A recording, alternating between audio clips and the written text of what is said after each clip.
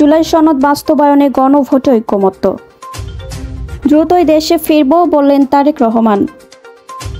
সেপ্টেম্বরে দেশে রেমিট্যান্স এসেছে $268 কোটি। প্রথমবারের মতো ভারত সফরে যাচ্ছেন তালেবান মন্ত্রী। আফগানদের হারিয়ে হোয়াইট ওয়াশ করল বাংলাদেশ। আসসালামু আলাইকুম। বাড নিউজ 24-এ আপনাদের সবাইকে স্বাগত জানাচ্ছি। আমি নাইমা আক্তার কেয়া। এতক্ষণ দেখছিলেন সংবাদ শিরোনাম, এখন দেখবেন বিস্তারিত। জুলাই জাতীয় সনদ বাস্তবায়ন ইস্যুতে গণভোটের পক্ষে রাজনৈতিক দলগুলো একমত হয়েছে। আগামী জাতীয় সংসদ নির্বাচনের দিনই এই গণভোট অনুষ্ঠিত হবে, এ ব্যাপারে বিএনপি, এনসিপি সহ অধিকাংশ রাজনৈতিক দল একমত। এক্ষেত্রে বিএনপি সহ সমমনা জোট তাদের আগের অবস্থান থেকে সরে এসেছে। অন্যদিকে বাংলাদেশ জামায়াতে ইসলামী প্রকাশ্যে সংসদ নির্বাচনের আগে গণভোট চায়, কিন্তু সূত্র বলছে নির্বাচনের দিনে গণভোট হলেও তারা আপত্তি করবে না। এছাড়া এর আগে সংবিধান বিশেষজ্ঞরাও নির্বাচনের দিন গণভোটের সুপারিশ করেছিলেন। সব মিলিয়ে গণভোটের ব্যাপারে কোনো দলের আপত্তি নেই, কিন্তু সেটি সংসদ নির্বাচনের দিন নাকি আগে, সেই সময়টা নিয়ে আবারও আলোচনা হবে। বুধবার রাজনৈতিক দলগুলোর সঙ্গে চূড়ান্ত বৈঠকে এ ব্যাপারে আনুষ্ঠানিক সিদ্ধান্ত আসবে। সবকিছু ঠিক থাকলে নির্ধারিত সময়ে অর্থাৎ অক্টোবরের মধ্যেই জুলাই সনদে স্বাক্ষর করবে দলগুলো। রোববার রাজধানীর ফরেন সার্ভিস একাডেমিতে দলগুলোর সঙ্গে ঐকমত্য কমিশনের বৈঠকে এসব বিষয় চূড়ান্ত হয়। বৈঠক শেষে ব্রিফিংয়ে কমিশনের সভাপতি অধ্যাপক আলী রিয়াজ সাংবাদিকদের বলেন, রাজনৈতিক দলগুলোর মধ্যে এক ধরনের ঐকমত্য প্রতিষ্ঠিত হয়েছে। তারা জনগণের সম্মতি অর্জনের জন্য গণভোটের বিষয়ে একমত হয়েছে। বহুল প্রত্যাশিত নির্বাচনে জনগণের পাশেই থাকব জানিয়ে বিএনপির ভারপ্রাপ্ত চেয়ারম্যান তারেক রহমান বলেছেন, দ্রুতই দেশে ফিরব। সোমবার বিবিসি বাংলাকে দেওয়া সাক্ষাৎকারে তিনি এই কথা বলেন।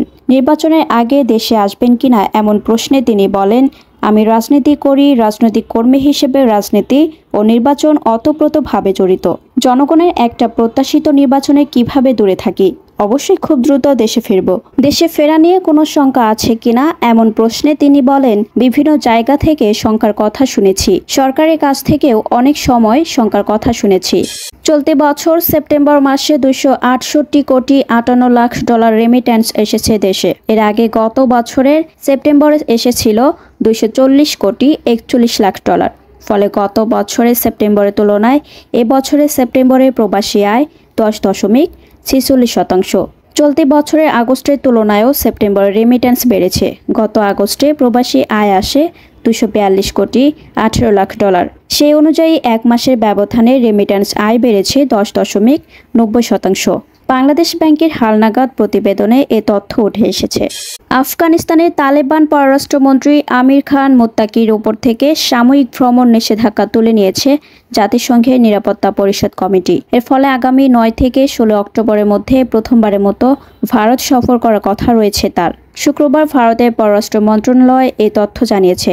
যদি এই সফর পরিকল্পনা ঠিক থাকে তবে এটি হবে 2021 সালে ক্ষমতা দখলের পর তালেবান নিয়ন্ত্রিত আফগান প্রশাসনের কোনো জ্যেষ্ঠ নেতার প্রথম ভারত সফর। তাই তালেবান পররাষ্ট্রমন্ত্রীকে স্বাগত জানাতে প্রস্তুতি নিয়েছে নয়াদিল্লি। আফগানিস্তানকে হারাতে পারলেই হোয়াইট ওয়াশের স্বাদ পাবে বাংলাদেশ, এমন সমীকরণ নিয়ে মাঠে নেমেছিল লাল সবুজের প্রতিনিধিরা। দারুণ বোলিংয়ের পর 145 রানের লক্ষ্যে ব্যাটিংও শুরুটা ছিল সাবলীল। জাকের আলী শামীম পাটোয়ারির বিদায়ের পরই খানিকটা ভরকে যায় বাংলাদেশের ব্যাটিং। তাতে খানিকটা দেরি হলেও শেষ পর্যন্ত 6 উইকেটের জয় নিয়ে মাঠ ছাড়ে বাংলাদেশ। 12 বল আগে নিশ্চিত করা এই জয়ে আফগানদের প্রথমবারের মতো টি-20 সিরিজে হোয়াইট ওয়াশের স্বাদ পেল লাল সবুজের প্রতিনিধিরা। এতক্ষণ আমাদের সাথে থাকার জন্য আপনাদের সবাইকে ধন্যবাদ। পরবর্তী সংবাদ দেখার জন্য আমন্ত্রণ এবং সাবস্ক্রাইব করে বাড নিউজের পাশে থাকুন।